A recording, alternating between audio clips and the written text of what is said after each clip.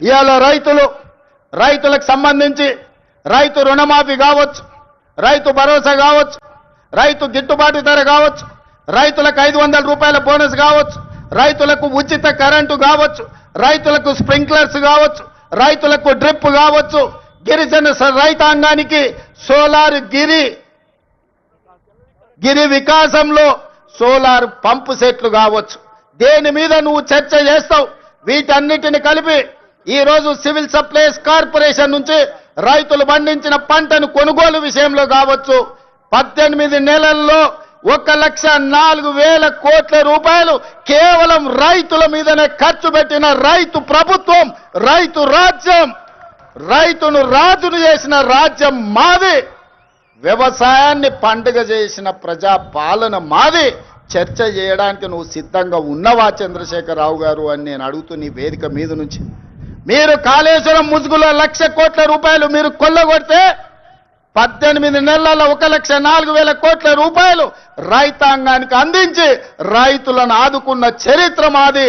వ్యవసాయం అంటే 10 మందికి సాయం, రైతును రాజును చేయాలి, వ్యవసాయాన్ని పండుగ చేయాలన్న ఒక ఉక్కు సంకల్పంతో ఎన్ని కష్టాలు వచ్చినా ఎంతమంది తిట్టినా తిట్లన్నిటినీ ఓర్చుకొని ఇవాళ ఈ ప్రజా ప్రభుత్వాన్ని ముందుకు తీసుకెళ్తున్న మిత్రులారా, ఇవాళ మహిళల విషయంలో మీరు చూడండి, ఆర్టీసీలో ఉచిత ప్రయాణం కావచ్చు, ఆడబిడ్డలకు పెట్రోల్ బంకుల నిర్వహణ కావచ్చు, ఆడబిడ్డలకు సోలార్ బిజినెస్ కావచ్చు, అదానీ అంబానీలతో పోటీ పడే విధంగా ఇవాళ 1000 మెగావాట్ల సోలారు విద్యుత్ ఉత్పత్తి సామర్థ్యాన్ని విద్యుత్ శాఖతో ఒప్పందం చేపించి 1 కోటి మంది మహిళల్ని కోటీశ్వరులను చెయ్యాలని ఉక్కు సంకల్పంతో ఇవాళ మేము ముందుకు వెళ్తున్నాం.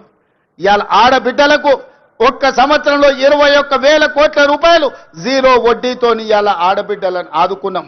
అదే కాదు, హైటెక్ సిటీ పక్కన విప్రో ఇన్ఫోసిస్ కార్పొరేట్ కంపెనీల పక్కన 4 ఎకరాలు శిల్పారామం పక్కన ఇచ్చి 150 షాపులు సెల్ఫ్ హెల్ప్ గ్రూపులు ఉత్పత్తి వస్తువులను అమ్ముకోవడానికి ఇవాళ వాళ్ళకి అక్కడ స్థలాన్ని కేటాయించినాం. ఇవాళ ఆడబిడ్డలు ఆర్టీసీలో ఉచిత బస్సు ప్రయాణం కాదు, 1000 బస్సులను కొని ఆర్టీసీకి కిరాయికి పెట్టుకునే ఆర్థిక స్తోమత ఇవాళ ఆడబిడ్డలకు అందించినాం. ఇవాళ ఐకేపీ కేంద్రాలు 8,000 ఐకేపీ కేంద్రాలు ఇవాళ ఆడబిడ్డల చేతుల్లో పెట్టినాం. గ్రామాలలో ఉన్న పాఠశాలల్ని అమ్మ ఆదర్శ పాఠశాల మీద ఆడబిడ్డల చేతిలో పెట్టి పిల్లల భవిష్యత్తు ఆడబిడ్డల చేతిలో భద్రమని ఇవాళ అమ్మ ఆదర్శ పాఠశాలలు తీసుకొచ్చినాం.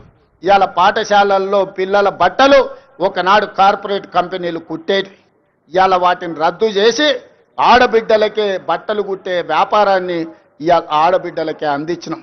ఇప్పుడు పాఠశాలల్లో తిను వస్తువులను, కూరగాయలను, పాలు, పండ్లు అన్ని సరఫరా ఒకప్పుడు వ్యాపారాలు కార్పొరేట్ సంస్థలు చేస్తుంటే వాటన్నిటిని రద్దు చేసి స్వయం సహాయక సంఘాలకు అందించి ఇవాళ ఆడబిడ్డల చేతుల్లో పిల్లల భవిష్యత్తు భద్రంగా ఉంటుంది అని ఇవాళ ఆడబిడ్డలకు అప్పచెప్పినాం.